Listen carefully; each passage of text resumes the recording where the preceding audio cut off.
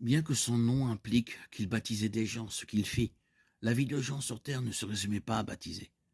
Sa vie d'adulte fut caractérisée par la dévotion et l'abandon à Jésus-Christ et à son royaume. La voix de Jean était celle d'une voix solitaire dans le désert. Jean 1, 23.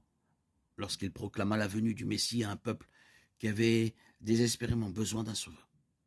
Jean fut le précurseur de l'évangéliste moderne, car il partagea sans honte la bonne nouvelle de Jésus-Christ. C'était un homme rempli de foi et un modèle pour ceux d'entre nous qui souhaitent partager notre foi avec d'autres. Presque tout le monde, croyant ou non, a entendu parler de Jean-Baptiste.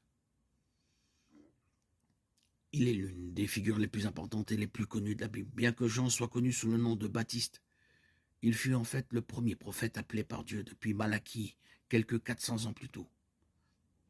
La venue de Jean avait été prédite plus de 700 ans auparavant par un autre prophète. Voici une voix qui crie, préparez dans le désert un chemin pour l'Éternel, aplanissez dans le désert une route pour notre Dieu.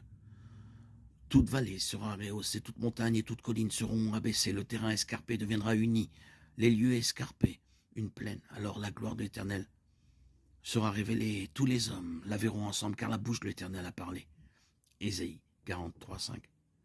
Ce passage illustre le plan magistral de Dieu en action, car Dieu a choisi Jean pour être son ambassadeur spécial afin de proclamer sa propre venue.